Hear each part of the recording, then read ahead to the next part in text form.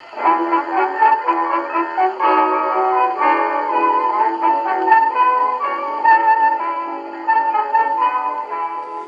to another episode of Off the Menu. I'm Vincent Franchini from Tumblr House, here with renowned author and historian Charles Coulombe. Renowned? Renowned? Is that good enough for you? I keep getting these demotions. It was illustrious, now it's renowned. Well, I'll bet next week it's going to be sort of good. Okay. Yeah. Oh, adequate. Adequate. The adequate Charles Coulombe. Yeah, that's my realistic mantra, you know. Every morning I wake up and I say, I'm adequate. It gets me through the day. So what's new? What's new? Well, let's see. We are in the midst of Advent. And next week, of course, is, as we mentioned last time, is going to be Gaudete Sunday. But I won't bother commenting on the old rose. We did that last time. Mm-hmm. What I will say, though, is that it's a very typical Southern California Christmas. So far, Christmas season, Advent season. The sun is, it's very cold outside. It's like 73 degrees, 74. The leaves are turning brown, you know, the way they do. Uh-huh. It's very homey. But I don't know, I've been thinking about trolling. Trolling? Yeah, now, in my day, trolling meant something very different. But today, it means people who run around on the internet making nasty comments. Oh, yeah. That's called trolling, and people who do this are called internet trolls. Yeah, I know what cooks. Well, I have a theory, because I've got to be honest with you. If I see something on a website or on a thread that I don't like, I just don't go any further. I don't read it. I don't comment. I mean, that makes sense. Well, all the time that I could be looking at something I enjoy, why would I waste that? Say, I hate you. Your stinking guts disgust me. That kind of thing. Why would I do that? Well, there are, however, a race of people, internet trolls, if people they be, internet trolls, who delight in doing just this sort of thing. And I was inspired. I think I know what the truth of them may be. What? What if internet trolls aren't really people at all? Imagine a sort of colonial insect. You with me? Like bees or ants or termites. Okay. All right. So we've got these queens laying eggs, right? Yeah. But unlike colonial insects that mostly hatch workers with a few males who can't do anything other than mate, these are all drones. No workers hatch at all. Uh-oh. And when they come to maturity, they sit down in front of a computer and they start trolling the internet. And there's like tons of these creatures. Now they're male of a sort, masculine in a sense. Mm-hmm. And I guess occasionally the rarely born fertile female will run off with one of them on a mating flight. And then you get another queen and the process begins. But most of them are just drones sitting there typing away. You know, pimply faced. No, that's my idea. That's incredible. That imagery, little bugs typing on the internet, just nasty things on the internet. Yeah. Well, I mean, you look at the quality of some of the writing. That's true. Woo! I mean, I tell you, ladies and gentlemen, look. You know, if it doesn't give you a good time, don't do it. If you don't like what we do here, that's fine. There's so much else on the internet that you could be looking at. Well, oceans of stuff, oodles of stuff, old movies. If what you see or hear here offends you, please tune in to Hulu. Give yourself a Twilight Zone marathon. I think that'd be good. Mm-hmm. I'd much rather watch that than a couple of Goombas I don't particularly like yapping at each other. So, it's your decision, your time. But remember, the time you spend trolling could be used enjoying yourself. Unless you actually get a charge out of trolling, in which case let me know when you got your next mating flight. Okay. All right. We have a quasi-thematic show. I tried Quasi. to, quasi. I tried to grab as many questions as I could on early American history. Revolutionary era, Civil War era. So we should be like some sort of colonial tavern or something. Yeah. Okay. Okay. First question is from Marty Stocks. No, I don't know about it.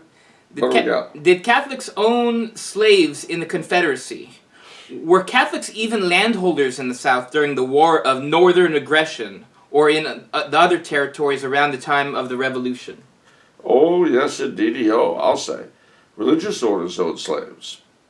Catholic black people owned slaves. Yes. People we would consider black. And owned plantations. Religious orders owned slaves? They sure did. Because slaves were property like anything else. And what would happen is that people would donate them. Wow. Now those slaves were much better treated, I guess, by the religious orders than by a lot of people. But you've got to bear in mind something about slavery. They called it the peculiar institution, and boy, it wasn't ever. In Catholic countries in the Americas, the French and the Spanish and the Portuguese, they had very rigorous black codes, as they called them, which required you, on the one hand, to teach your slaves the Catholic religion. On the other, it required you to acknowledge any children you bore any children, rather, who were born to you by slave women. Okay. Now, what this had the effect of doing was creating a class of what were called free people of color. Okay. And in Louisiana, the Gulf, these folk very often were educated in France, inherited plantations and slaves, and, did as their white fathers did, or grandfathers or great-grandfathers. Their descendants today are very, very powerful in Louisiana and the Gulf politically.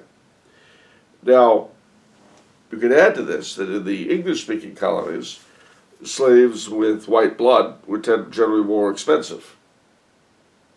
So there you had a very different dynamic. Instead of acknowledging your offspring, you got a better price for them, which is kind of odd. Mm.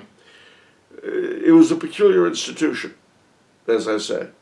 The other thing that was very odd about it is that the slaves and masters were people. Now, you had cases of very, very cruel masters, a la Simon Legree. Probably one of the most horrific was in New Orleans, the famous Madame Lalaurie, who carried out fiendish experiments on her slaves. It was like something out of a bad novel. But remember that slaves were an expensive investment. If they died, if they were sick, you were out of pocket. So, which was not, by the way, at all the case with industrial workers of the North, because there were plenty more where they came from. The mobs of foreigners crowding the major seaports were quickly put to work. But if they got sick or died, nobody cared.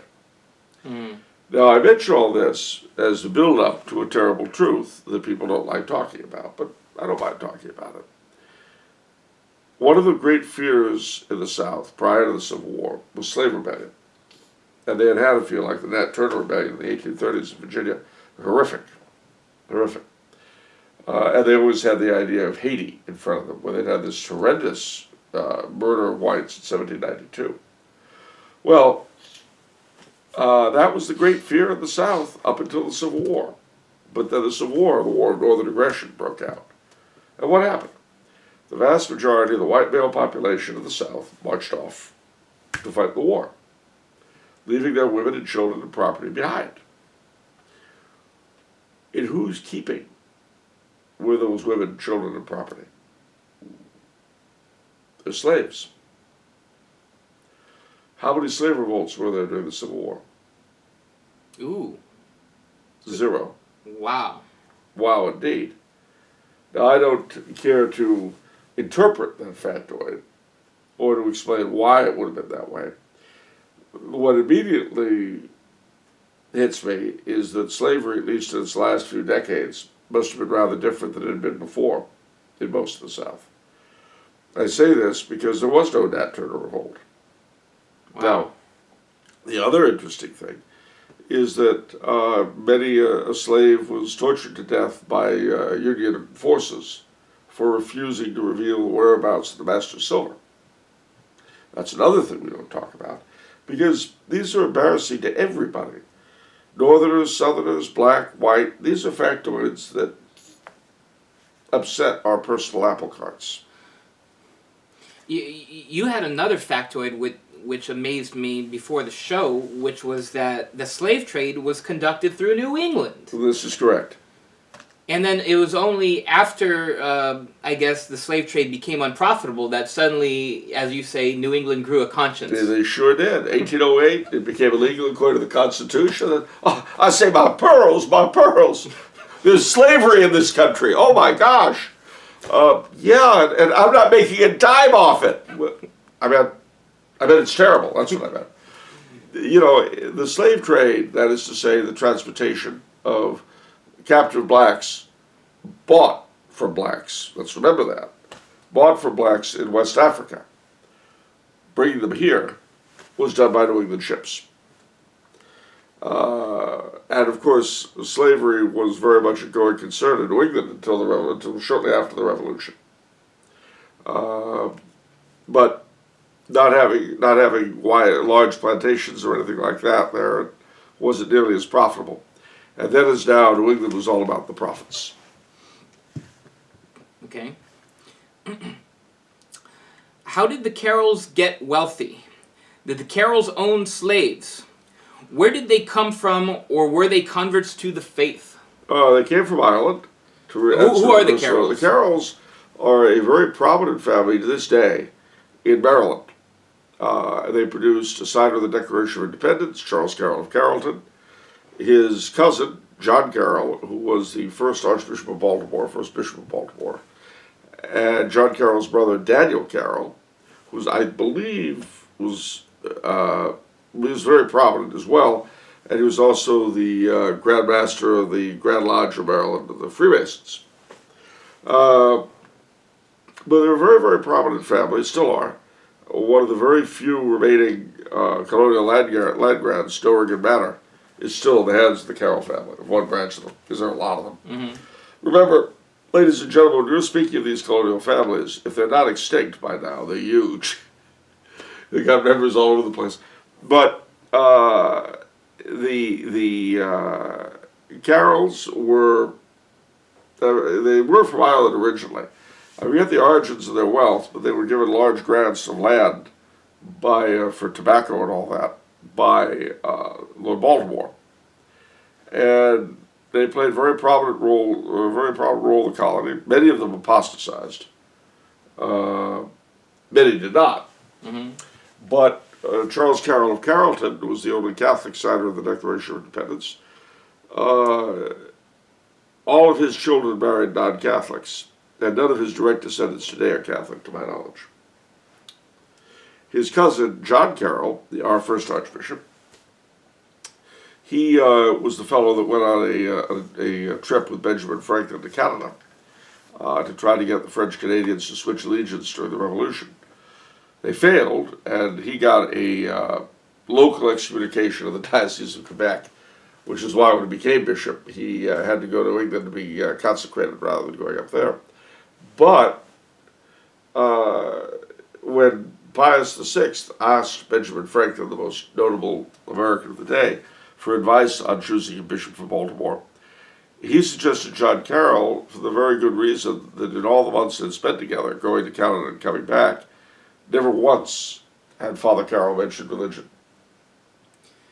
That's such an important anecdote because it's so representative of our clergy from the very beginning. Well, don't make waves. Don't challenge people. Don't talk about religion from the very beginning. From the beginning. And he had a lot of interesting ideas. He wanted bishops elected until he became one. Then he suddenly became very zealous of the authority of the episcopate. I don't know why that was. And he very much was against the Latin liturgy. So Fortunately, things were such that his views there didn't mean anything. At the end of the day, he did set the tone for the American church in a lot of ways. For good and for ill, I suppose. But as far as the Carrolls owning slaves, you bet.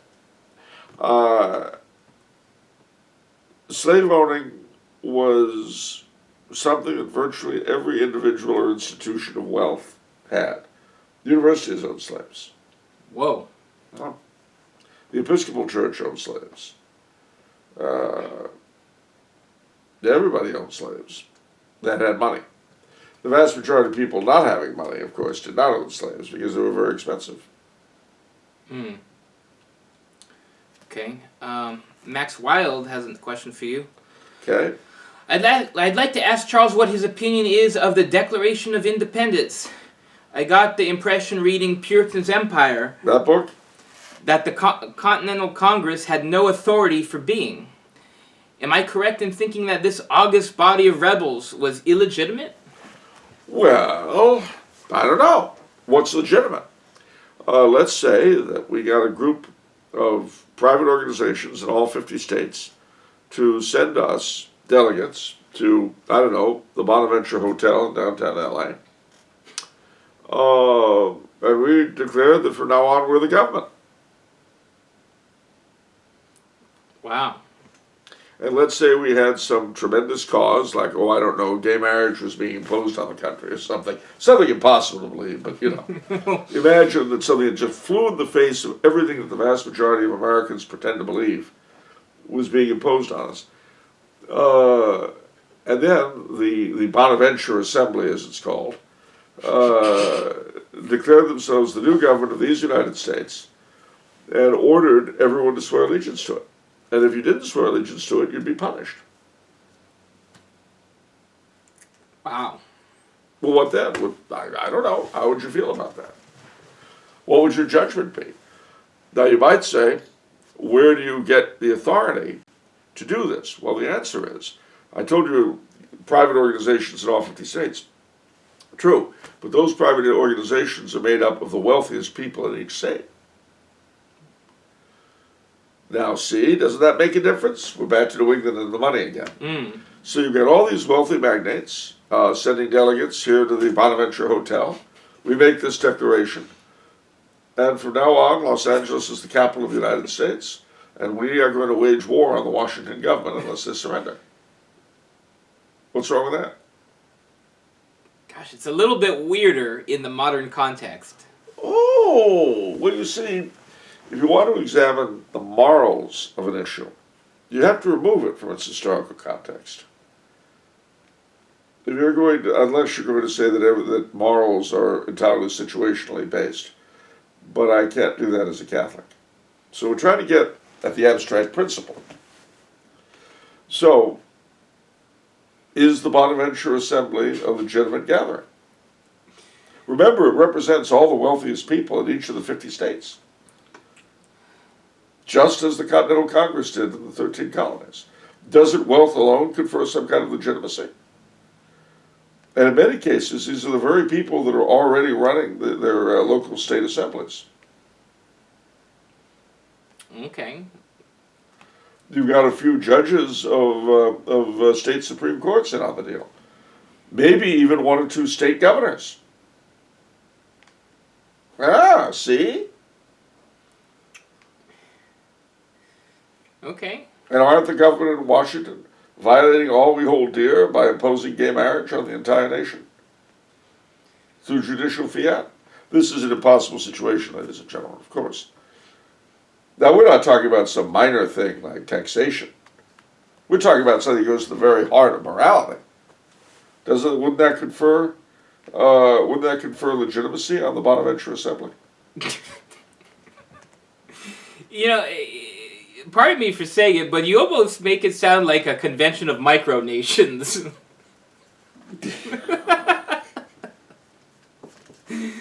Wealthy people, but it's still, I get this image of the micronations coming from all over. Yeah, but the difference is that in these cases, a lot of these guys have big power in their states. Yeah. Like they have control over large segments of the National Guard and that kind of thing. Right.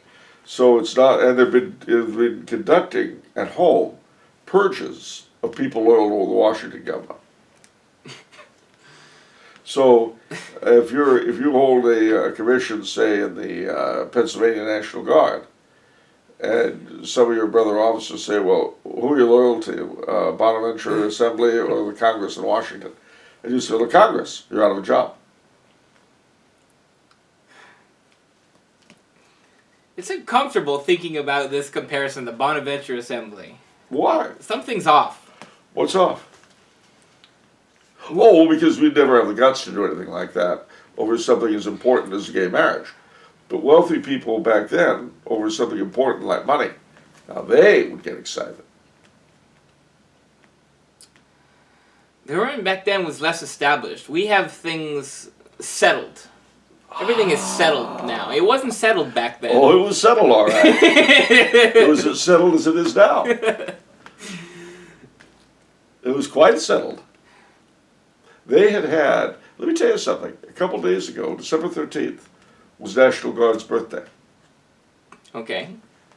Now, what is the National Guard's birthday, you ask? Well, the National Guard of the United States is the bulk of the state militia of the 50 states.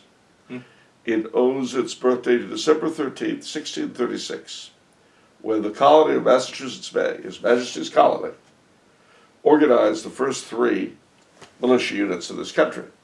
Well, they were actually was Jamestown 1607, but they, for some reason, I guess the 3 units in Massachusetts have had a continuous existence one way or the other since then. All right, so that's the birthday of the National Guard. They swore allegiance to King Charles against all his enemies, foreign and domestic, and that was the beginning of the National Guard of these United States. From 1636 to 1776, 140 years, they were under the king. In other words, they had been in existence 140 years before they went into rebellion. They were settled. What was 140 years ago, back, reading for this moment? 140 years ago was 1918, less 40, is 1867. That's a lot of time, 1867 to the present. It's a long time ago. Well, No, it's 100, I don't know where my math is, 1874 or 1877, but it doesn't matter, it's still a long time. The year before, we had both the Centennial and General Custer got wiped out with his command. Now, that's 140 years. That's a long chunk of bloody time that the first colonies have been sitting around. There was a very low standard of living compared to now. You've never been to Compton, have you? What has that got to do with anything? He was asking what the legitimacy of Congress was. Okay. And remember something else, that the vast majority of laws under which most colonists lived were made not by the king, not by Parliament, but by the Colonial Assembly. But who could vote for the Colonial Assembly? And the answer is a small minority of white men, white Protestant men. Okay.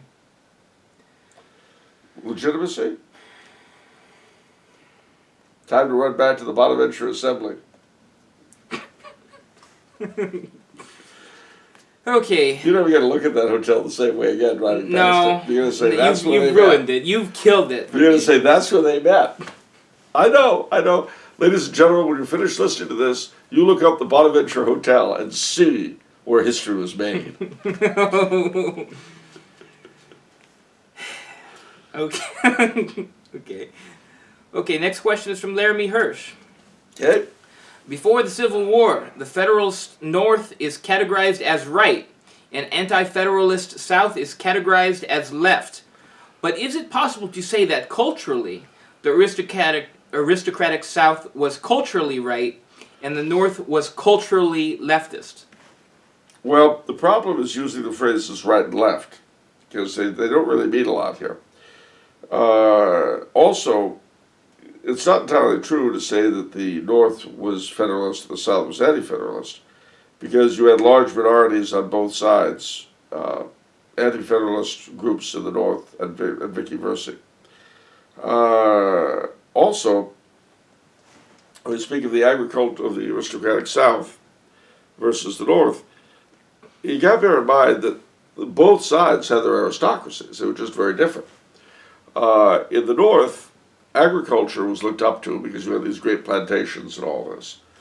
And merchanting was considered low class. You see, something that gentlemen didn't do. It didn't help that most of the planters were way up in debt to the merchants. Ooh. That was one of the things that decided the course of the Revolution, and also the Civil War. Because as soon as both conflicts came along, the Southern planters were able to immediately disavow their debts.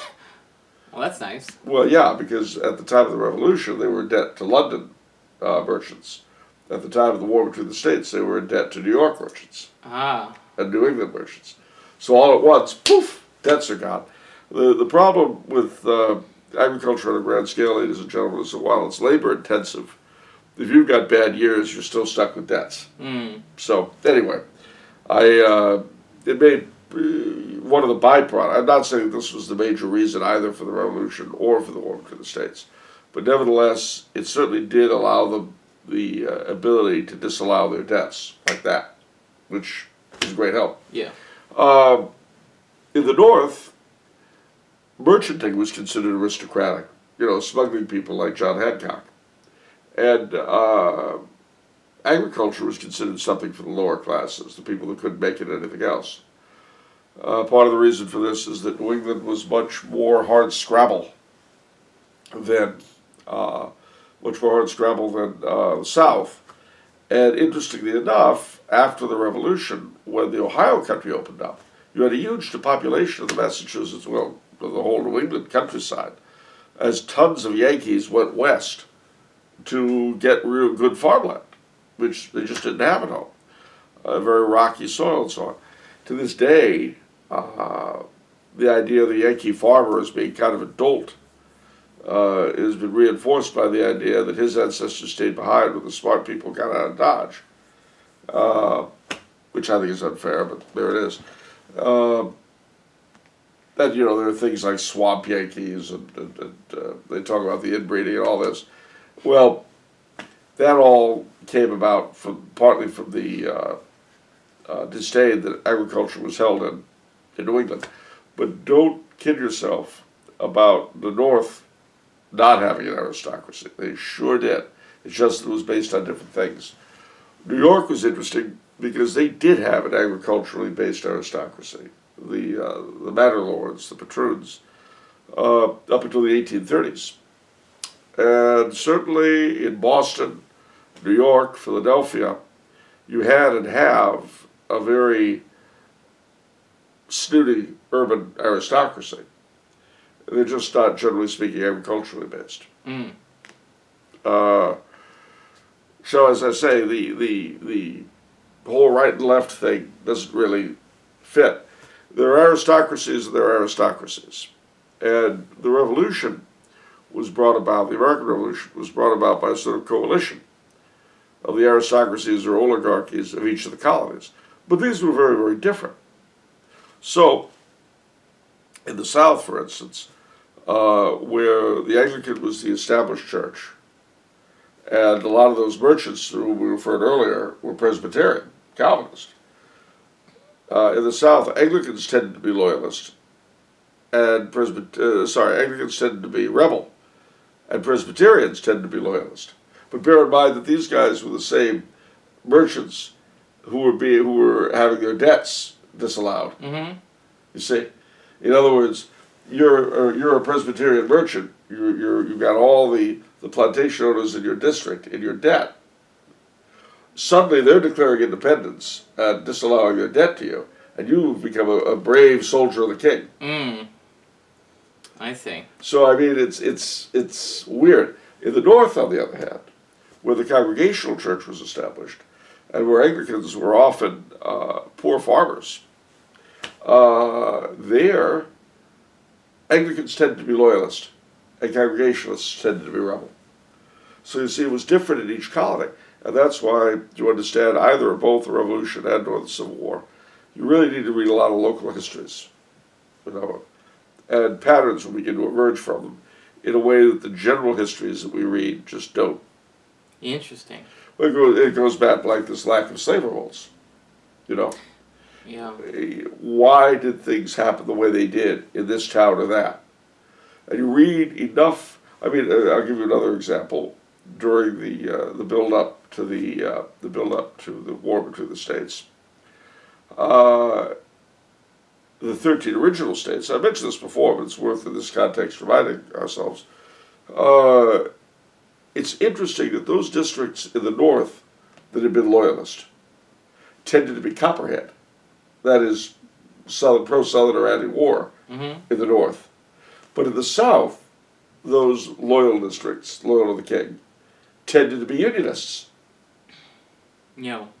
And you say, well, why is that? Well, the answer is that in both cases, in all three, those in charge were telling the people beneath them, rally to our glorious cause. And they, to some degree, would say, well, I don't know that I really want to rally to your glorious cause. I think the old rulers were great. Yeah. Okay. One thing too that's important to bear in mind, just hits me while you're thinking about Southern sympathizers in the North, Copperheads. Yeah, they're interesting people because they were not, as a rule, pro-slavery. They considered themselves pro-Constitution. There's a big fight, over to what degree the Civil War was a struggle over slavery and to what degree it was a struggle over the Constitution. Well, you can argue that till you're blue in the face, but I can guarantee you that for the vast majority of Copperheads who were against the war in the North, it was not about preserving slavery in the South. It was about preserving constitutional freedom throughout the United States.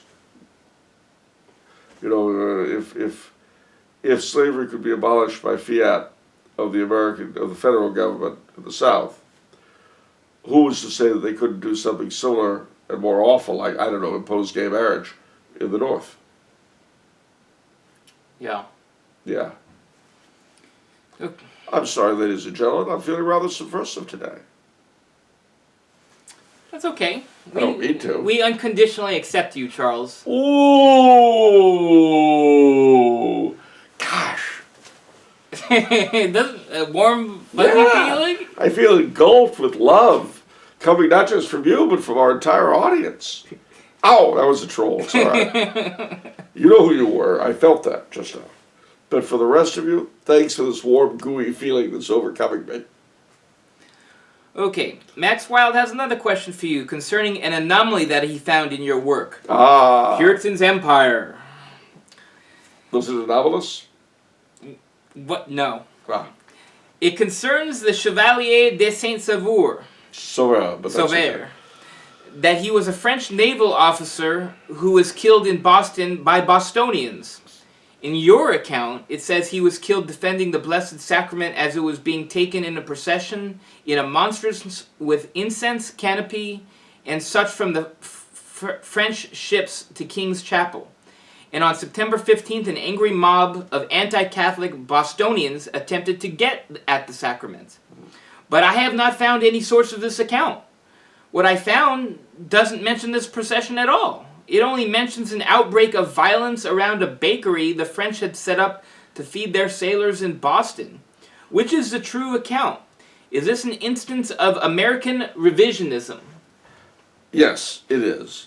Obviously, I kind of hold out for my account. I don't know why, but I would. My account came to me from a amateur historian of Boston, who in turn had found out about it in the Widener Library at Harvard. I thought it was a peculiarly amusing thing that this should be called a bread riot, because it was, after all, if you consider our Lord bread. But it was a very strange situation and hushed up rather quickly. If you look at the Chevalier de Saint-Sauveur's obelisk outside King's Chapel, you'll be amazed to find that there's no mention of how he died. just a pious hope that this sort of thing would never happen again. Wow. Which doesn't sound like a bread riot to me. No, it doesn't. No. But I'm sure that remember when two sides disagree, it's because either or both have a vested interest in so doing. I believe the account that I have in the book to be correct. If somebody can prove to me that I'm wrong, well, then guess what? I'm wrong. Happens. Okay, Tina with a question for you. In regard to the Confederacy, where did the Southern Cross come from? Is there a basis to believe that the Civil War was a war against Catholics in the symbolism of this cross? The Southern Cross today has been made into a symbol representing something it is not, while the Masonic stars and bars is the country standard. Well, not really. The St. Andrew's Cross, remember that a lot of Southerners were of Scots descent, or of Ulster Scots, Scotch-Irish descent. Also bear in mind that a lot of their elite were Episcopalian. Now today the St. Andrew's Cross appears in the little canton formed by the St. George's Cross on the Episcopal coat of arms, the Episcopal Church's coat of arms. I don't know if it did then, but if you look at it, it reminds one vaguely of the Confederacy. The role of Catholics in the South versus the role of Catholics in the North in those days is interesting because in the North there were far more Catholics, but they were almost all poor immigrants and counted for absolutely nothing. In the South, there were far fewer of them, but they had a lot more influence because there were a lot more wealthy Catholics in the South than there were in the North. They're just a small percentage of the population, but much, much, much more influential, which is why you had two Catholic cabinet ministers in Richmond, which you would never have had in Washington at that time. And of course you had General Beauregard and General Mouton in the Army and Admiral Raphael Semmes in the Navy, and people like that. So there was also the fact that Jefferson Davis enjoyed a particularly close relationship with Blessed Pius IX, the Pope at the time. But to simply equate the Confederate cause with Catholicity is a bit of an oversimplification.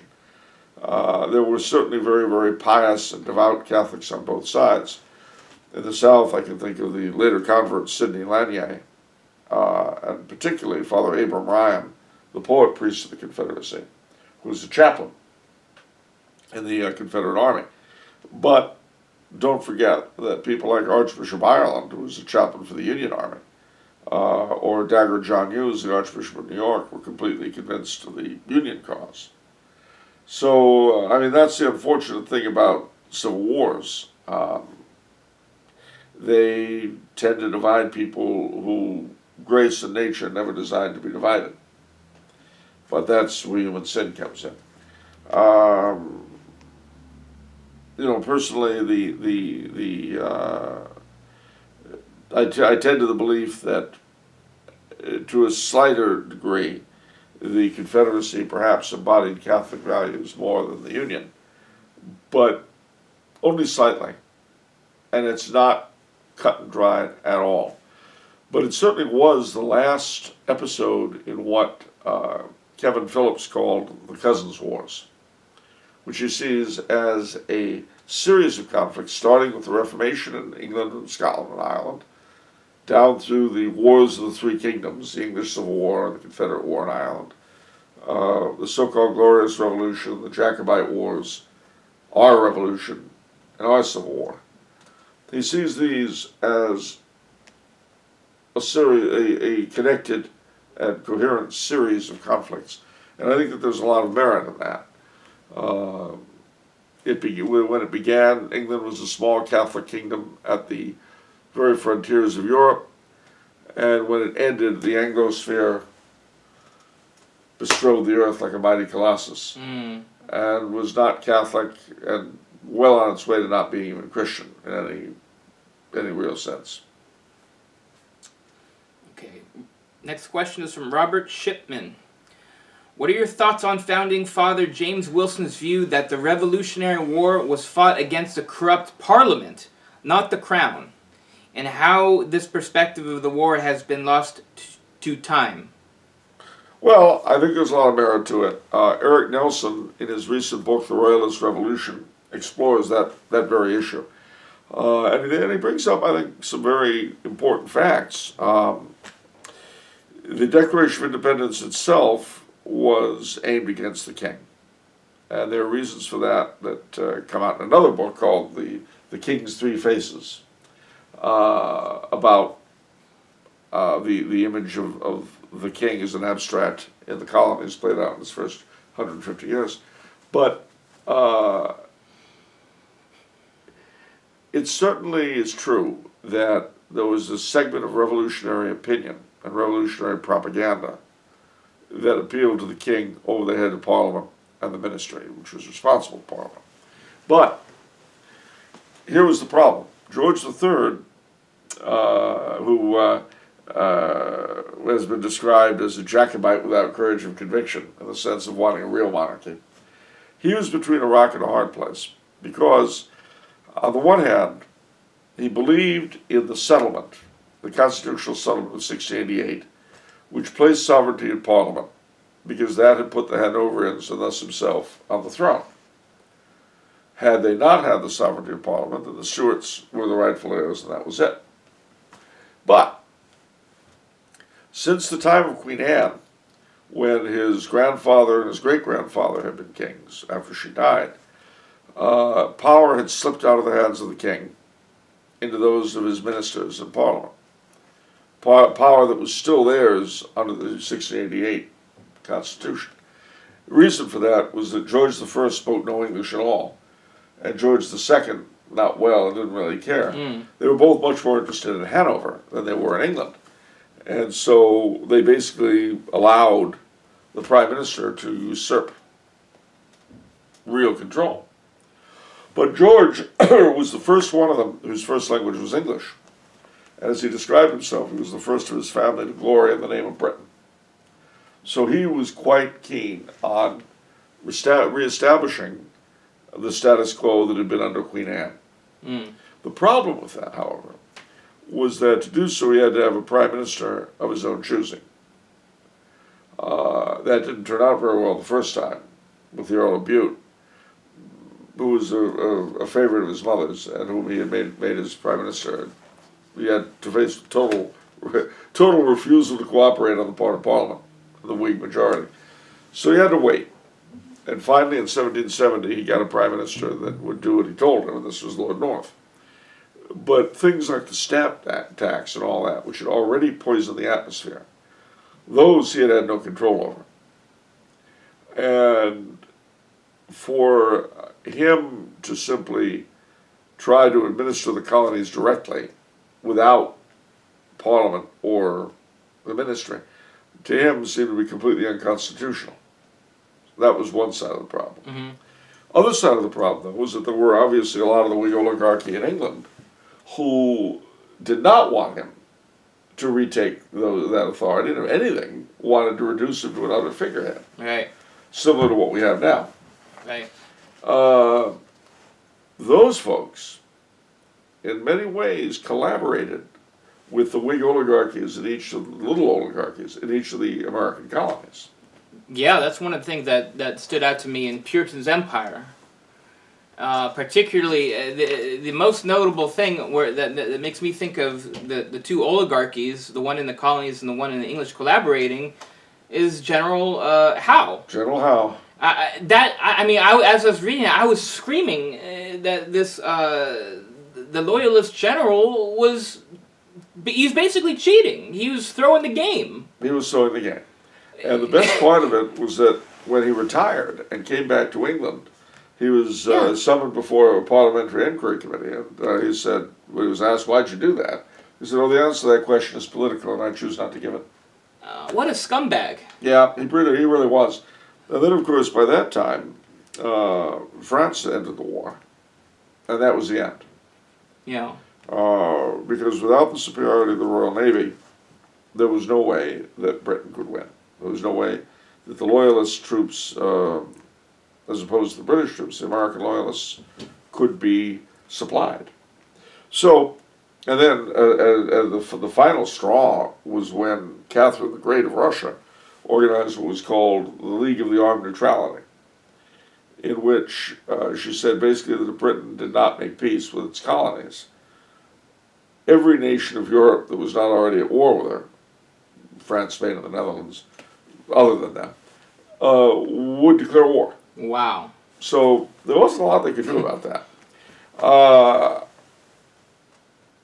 And again, had it not been for Howe, the war would have been over very, very quickly. But, here's the but, it worked out as it did. And the author of the book, Royalist Revolution, makes a very, very good point. We remember what effect the revolution had on this country. We forget the effect it had on Britain, which was huge. And and again, as Phillips suggests in his book, Cousins' Wars, as Nelson says, when the War of the Constitution were done, on this side of the Atlantic, we had a monarchy without a king. And on the other side, they had a king without a monarchy. Mm. And so it's been ever since. Wow. Okay, our final question today comes from Osterreich. Hi, Oster. He says, if you're a monarchist, then why do you stay in the United States? Why don't you go to Europe, where bringing back monarchies and having monarchist ideals are way easier? I'm not criticizing, but just genuinely curious. Well, that's a good question. It presupposes several different things at once, though. I could, if I was snarky, and you know I'm never snarky, No, not you. I would reply the way H.L. Mencken did, because he was always going on about how terrible the Puritanism of this country is and how stupid Americans are, so on and so forth. And inevitably, he would get the question, if you don't like it here, why don't you just leave? And his response was, well, that's like telling a season ticket holder at the circus that he has to go. I bought my ticket. I paid my taxes. I served in our armed forces. I bought my ticket, ladies and gentlemen. So you buy yours and we'll talk. But beyond that, there's the presupposition that love of this country and American patriotism necessarily means devotion to its institutions. And therein is an interesting problem. France, Italy, Spain, Portugal, all these countries, you have people who love their nation but don't really think much of its form of government. With us, we tend to place love of country after love of government, love of the national ideology. How about the thought that even if all the politicians and the Supreme Court died, and there were no more here, how about the fact that this is still the country that I and my forefathers were born in, that we benefited by? How about the idea that there's more to it than lying congressmen and venal Supreme Court justices? How about that? Or some vague ideology that we're all somehow equal and free, when we never have been and we never will be. What if it's not the shining city on the hill? It's not the last vast hope of mankind, but it's my country. The one my fathers died for, that I would be willing to. How about that? What if it's worth loving regardless of who sits upon the porcelain throne in Washington? How about that? You don't think that way. What if one's patriotism led one to believe that one could have better than what his country is subjected to now? But that whole question presupposes that my politics are the most important thing in the world to me, and they ain't. In the immortal words of Bishop Milner of the north of England in the early 19th century, my religion is all my politics. More important to me than the United States be a monarchy or a republic or a khanate or a joint stock company is that it be Catholic. That is the real way that I, as a baptized member of the Catholic Apostolic Church, can show my love of my country, that God himself put me in. Otherwise I wouldn't have been born here. It's true. If God had wanted me to be born in Greenland, that's where I'd be living right now. Whale blubber and all that stuff. Rotting partridge. Anyway, I'm sure if I were born to it, it wouldn't disgust me the way it does now. Anyway, that, you see, ladies and gentlemen, is why I stay. Because I love my country. And because with every breath I have, I want her to achieve the best and highest that she can. But to do that, she's got to be Catholic.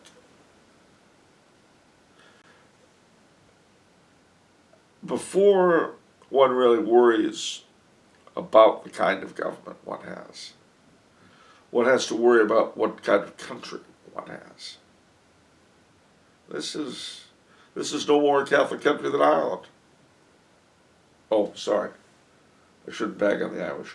I meant to say Japan or India. What? I meant to say Japan or India.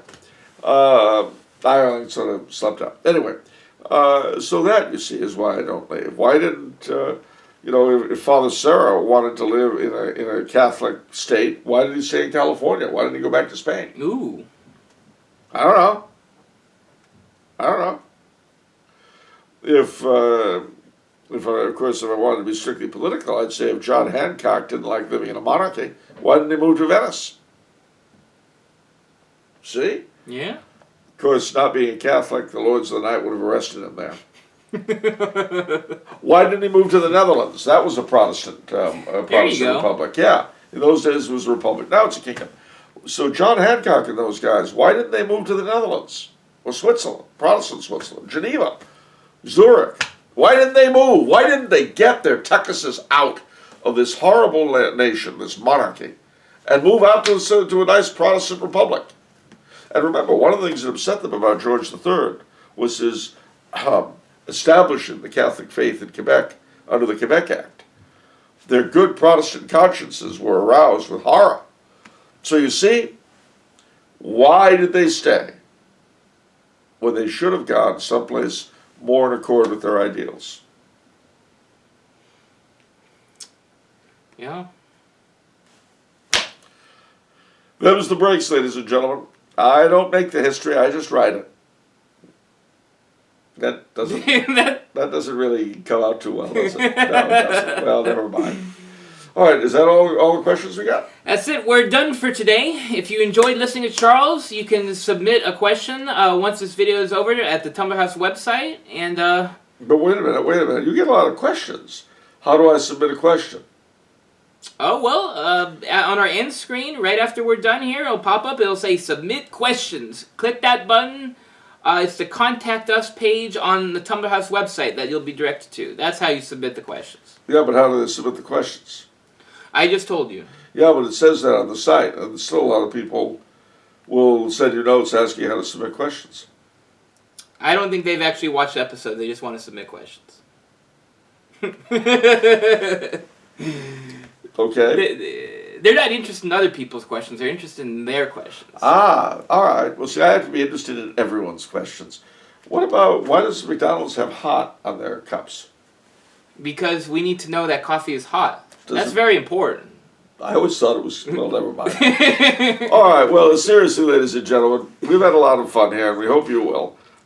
Christmas is coming. We have, golly, one more broadcast before Christmas? Yeah. What day is Christmas fall? Everybody will be seeing this on Monday. I don't know what day Christmas falls on. Maybe Tuesday. It's on Monday. Oh, golly. Not this Monday, next Monday. Yeah, so then everybody will see the next episode on Christmas. Ladies and gentlemen, we're going to be a very special Christmas gift for you. Give the gift of Off the Menu. That's pretty stomach turning. Merry Christmas, ladies and gentlemen. We'll see you next week. See you next time. On Christmas.